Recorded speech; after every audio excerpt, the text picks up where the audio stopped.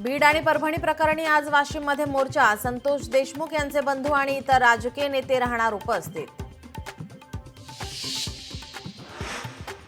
उपमुख्यमंत्री आज अजित पवार बारामती दौऱ्यावर. सकाळी 10 वाजता सहयोग निवासस्थानी घेणार जनता दरबार.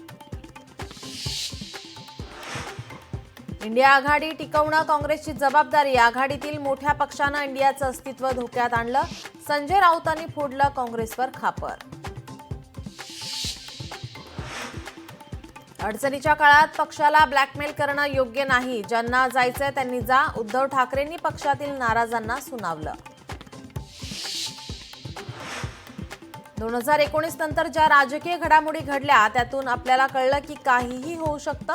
म्हणूनच यावेळी शपथविधी संध्याकाळी घेतला. मुख्यमंत्री देवेंद्र फडणवीसांचं मिश्किल वक्तव्य. लोकशाही मराठी ऐका, पहा, जागरूक रहा.